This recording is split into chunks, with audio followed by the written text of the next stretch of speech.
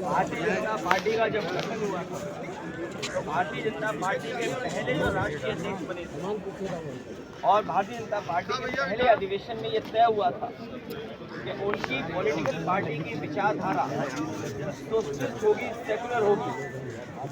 ये आज फिर सोचना है इनको, और ये जो 100 साल पूरे हुए हैं इनको अंग्रेजों को बधाई देनी चाहिए, क्योंकि सुनने में आता है और कुछ इतिहासकार ये लिखते हैं कि कुछ संगठन अंग्रेजों ने बनाए थे जिससे भारत को धर्म के आधार पर विभाजित किया जा सके, हिंदू और मुसलमान की खाई पैदा की जा सके।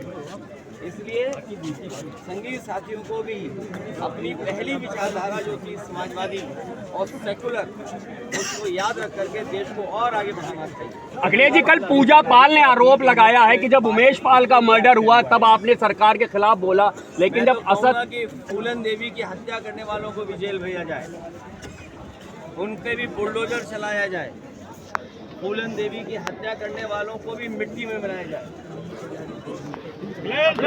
जिंदाबाद जिंदाबाद।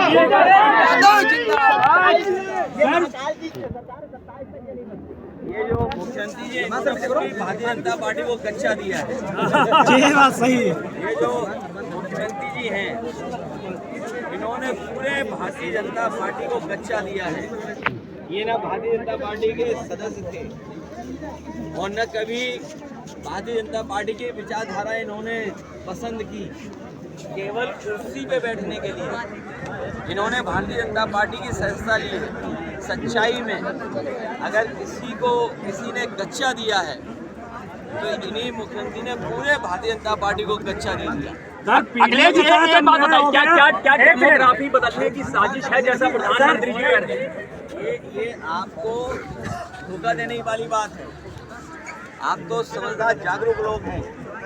अगर ये भारतीय जनता पार्टी ये बता दे कि भारत का क्षेत्रफल 2014 में क्या था और आज जब हम 2025 में खड़े हैं तो भारत का क्षेत्रफल क्या है, हम तो उस प्रदेश से आते हैं और हम सब लोग जानते हैं अगर मेड़ भी कोई काट दे तो हम उसकी हत्या कर देते हैं।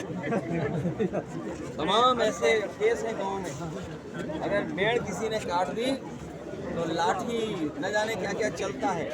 आप सोचिए हमारे भारत की ज़मीन कितनी छिन गई। ये हम नहीं, हमारे पास आंकड़े हैं।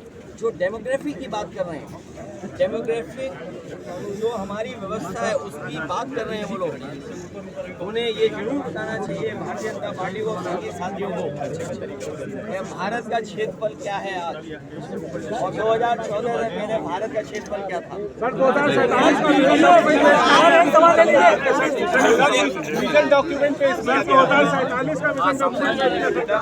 वर्ल्ड वॉर 2 के बाद जापान में जो हिरोशिमा नागासाकी पे एटम बम गिरे और एटॉमिक वॉर के बाद जो परिणाम आए वहाँ से दुनिया ने ये स्वीकार किया है कि हम कभी भी एटम बम की लड़ाई में नहीं जाएंगे।